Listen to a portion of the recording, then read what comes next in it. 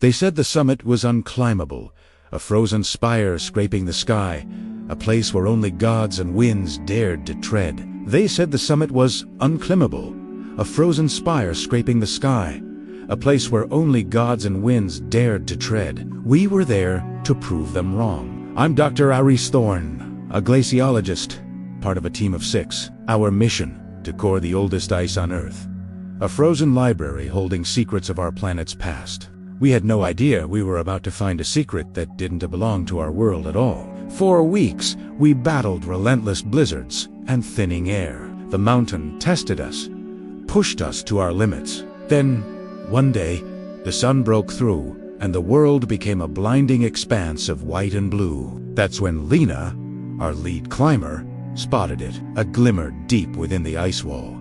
Something that wasn't just refracted light. It pulsed with a soft, internal luminescence.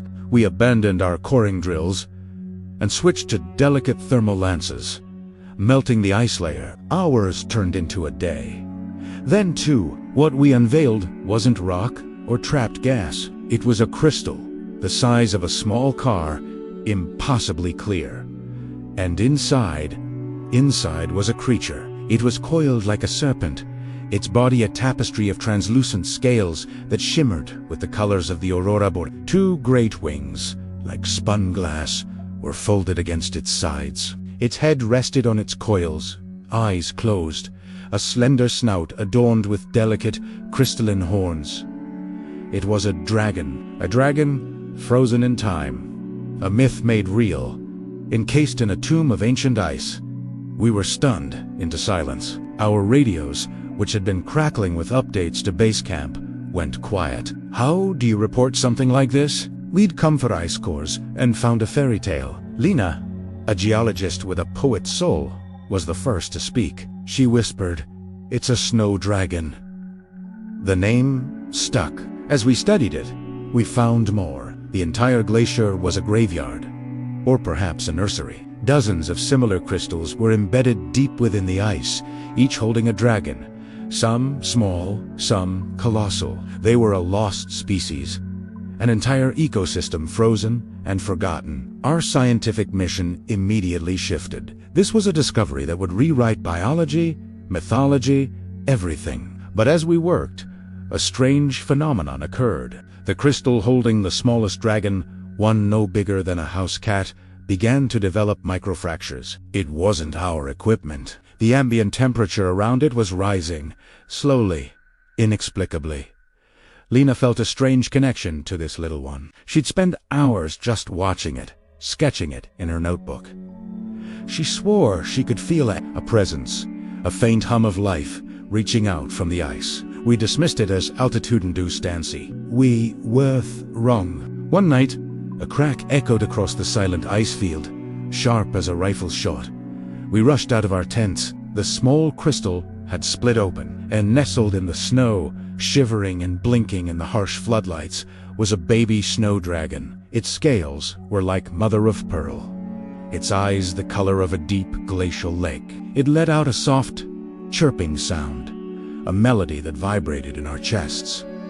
It wasn't fearsome, it was beautiful, fragile, and its gaze was fixed on one person. Lena. She moved slowly, cautiously, extending a gloved hand. The baby dragon unfurled its delicate wings, stumbled forward, and nudged her palm with its head. It was a moment of pure magic, a bond forming between 2 species separated by millennia. We named him Nimbus.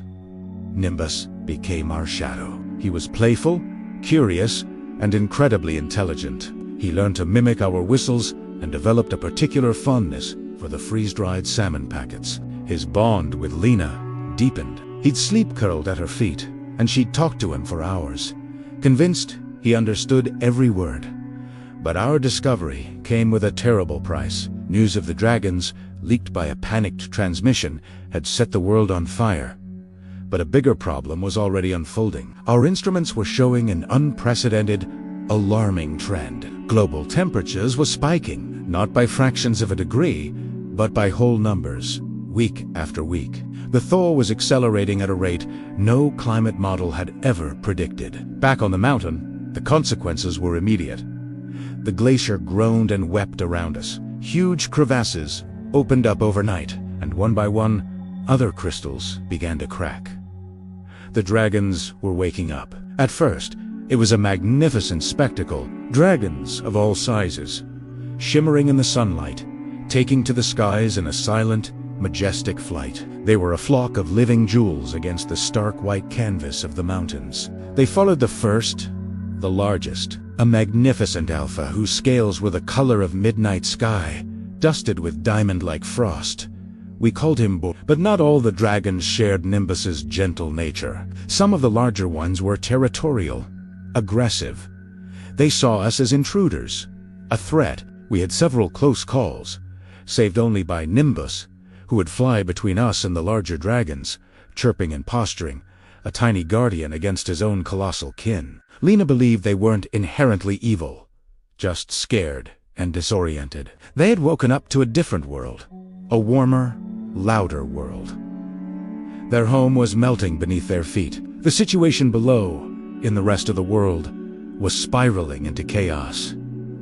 The rapid thaw wasn't just freeing dragons, it was triggering cataclysmic weather events. Coastal cities were flooding. Unprecedented hurricanes tore through continents. The world we knew was literally melting away, and the dragons became the scapegoats. Militaries were mobilized. They saw the dragons not as a miracle of nature, but as a weapon or a plague. The skies above the Himalayas became a war zone. Jets screamed past ancient peaks, firing missiles at creatures from a forgotten age. We watched in horror as the beautiful creatures were hunted. Some fought back. A dragon, enraged by an attack, could level a small town with a blast of supercooled air, freezing everything it touched in an instant. The cycle of fear and violence escalated. Humanity was at war with a myth, and the myth was fighting back. Our team was ordered to evacuate, but Lena refused to leave Nimbus. And I couldn't leave her. We had to make them understand. The dragons weren't the cause of the thaw.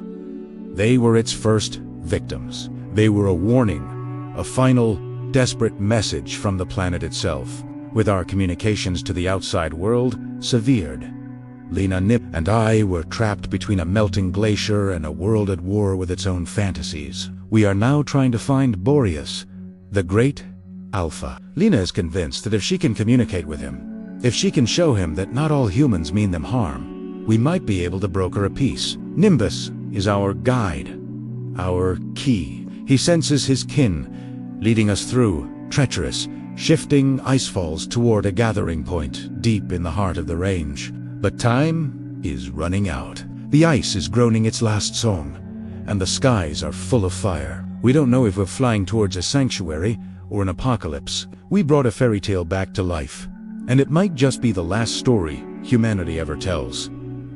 What happens next? Will Lena, Nimbus, and Eris reach the Alpha Dragon in time? Can they stop the war between humanity and the snow dragons before it's too late for everyone? The fate of two worlds hangs in the balance, and the ice is melting fast. Thank you so much for joining me on this journey into the ice. If you're as captivated by the story of the snow dragons as I am and want to find out what happens next, make sure you hit that subscribe button and turn on notifications. We have so much more of this story to tell. Thanks for watching, and I'll see you in the next chapter.